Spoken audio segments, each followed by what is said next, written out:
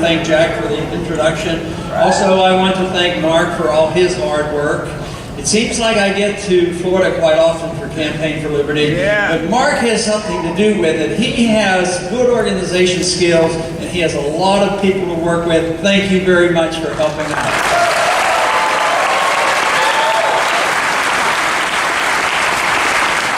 This year, I particularly wanted to make sure I made this meeting because, we had that little straw vote last week. And I wanted to make sure you knew about the results. You might not have heard about it, so I wanted to come and let you know how things came out.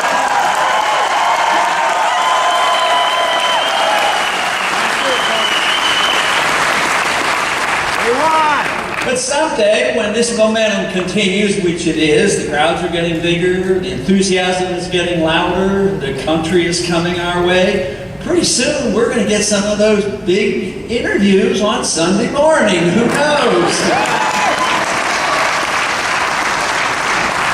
But it is great to be here. I'd like to talk about what I talk about all the time, and that's liberty. But I want to address it in a certain way. Generally speaking, I'm sure you have been challenged, as I have been for many years, and continue to be, and that is the accusation that we who have these particular beliefs that we believe, sincerely in the Constitution, they're strange ideas, they're out of the mainstream, there's something odd about them. But I'd like to talk about what's been going on in this country, because I think the oddballs have been in control of this country way too long.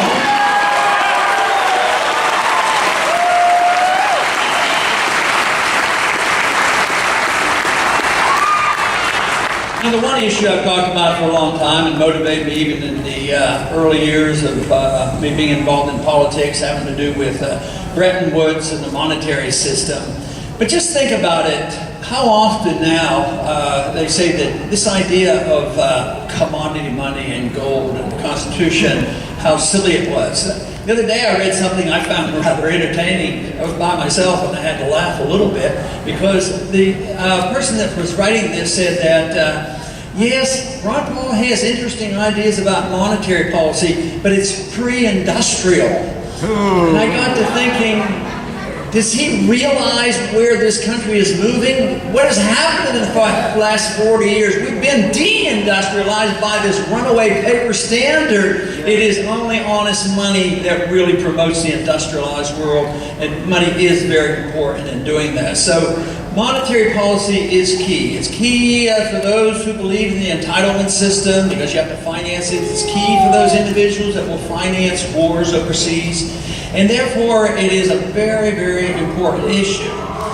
And when you think about what has happened over the last 100 years, essentially, since we've had our Federal Reserve, we've lost, I have to keep up, I have to check every morning exactly how much we've lost against gold. It's about 98.5%, 99% of the value of the $1913 we have lost. And then they want to say, this is a good system, purposely devaluing the currency. I would say after 100 years, it's time we reevaluated it and we should come to the conclusion, and that is we don't need a central bank and we need to get rid of the Federal Reserve System.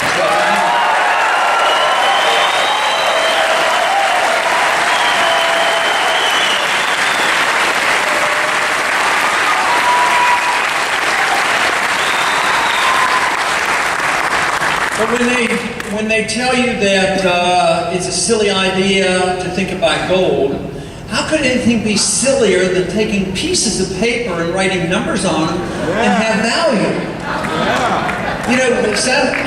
I think grade school kids can be taught something about money that they don't understand in Washington.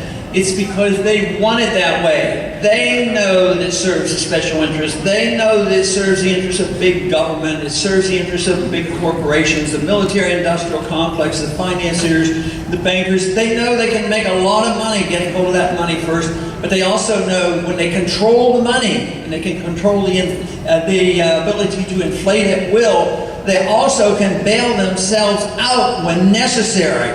And that has to come to an end. We need to do a lot more concern about our middle class.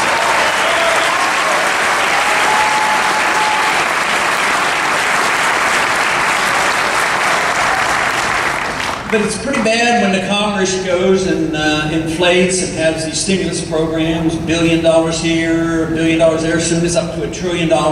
It's a lot of money, but it's minor compared to what the Fed does. And the Fed actually believes they should be able to and be allowed to do it in secret. Yeah. You know, if we don't get rid of the Fed soon, we better at least get to audit the Fed and find out exactly what they've been doing.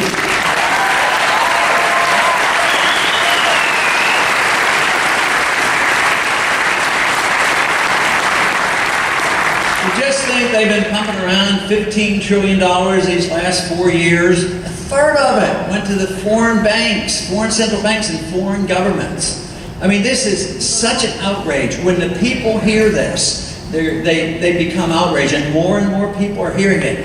The truth is I am very surprised, pleasantly so, that we are this far along on delivering this message. 4 or 5 years ago, before the last campaign, I didn't know, nobody knew how many people like you were out there that had already thought about it and knew about it. And here there were thousands and thousands. I believe today there are millions and millions of people who are now aware of what's going on.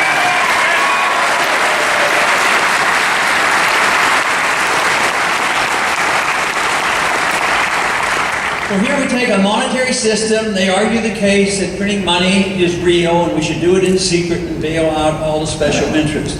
At the same time, they mock the notion that we should follow the Constitution. The Constitution said only gold and silver can be legal tender. You cannot emit bills of credit, which is paper money. And what do? How do they have to protect their system? By force. They use the force of government.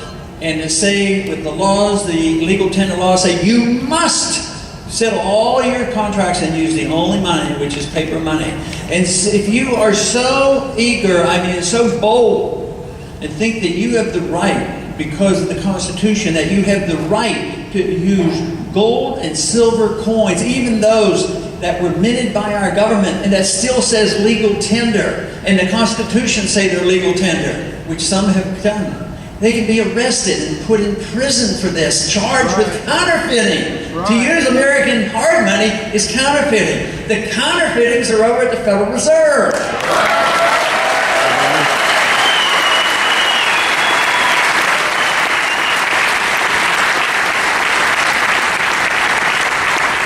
So it's an absolute economic fact that by duplicating units of money with nothing behind the currency, but just to duplicate paper money, there is no additional wealth put into the economy.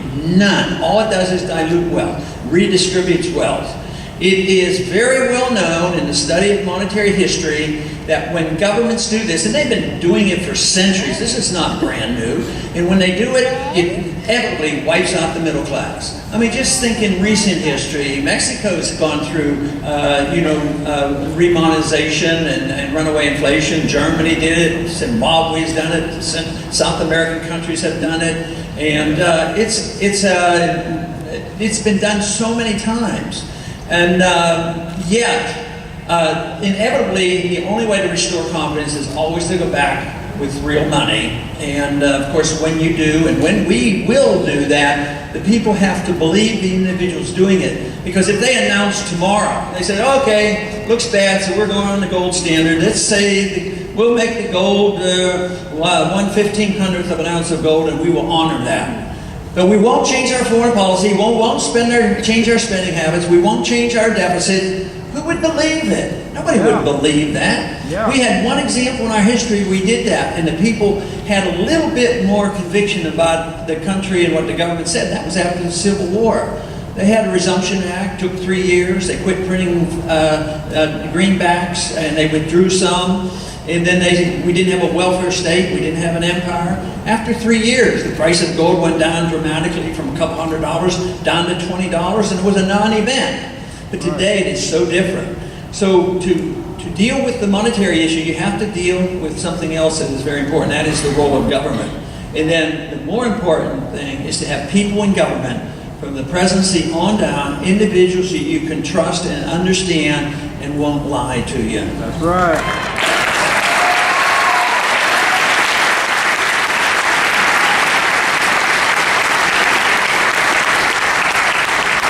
bad as it is in Washington, from top down, and as bad as it is that we are suffering from the consequences of decades of teaching by socialists and Keynesians and inflationists, it's really as much the people at fault as anybody. Because we're not in a challenge now. We who are in an audience like this, we're sick and tired of it all. We know it has to be done. But we're still probably numerically in minority because more than half the people in the country have become dependent on the government. And therefore, any attempt to do it will make people very angry. And we've seen this already. We've seen this happen in the states that have tried to correct things. People get quite angry. They're angry around the world. They're very upset about what's happening. And they don't quite understand it because prices of food are going up. They don't know that the world economic system and the monetary system has been manipulated by us printing so much money. So they're reacting to prices going up, and therefore they act out. And they're capable of doing it in this country, and they've already showed some anger around the country as well. But the people have an appetite for big government. That's what's happened. We have a large number of people. I mean, I meet them on the stages when I have debates. They don't think we have enough wars going on. They think we need more wars going on. But thank goodness we're breaking through on that. The people are with us on that. And when you get a former Secretary of Defense, Robert Gates, coming home and finally getting out of that business, saying, anybody who thinks we need another war needs their head examined. Yeah. And I agree.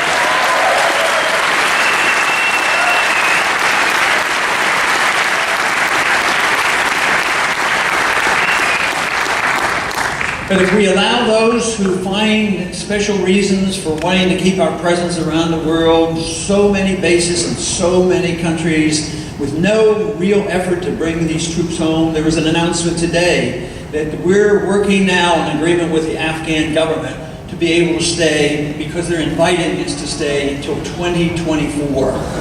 Sure. And the odds of us leaving Iraq, what do you think the odds are of leaving Iraq? I think they're slim to none. Until we're broke, unless we get somebody in office that will change the foreign policy and bring the troops home.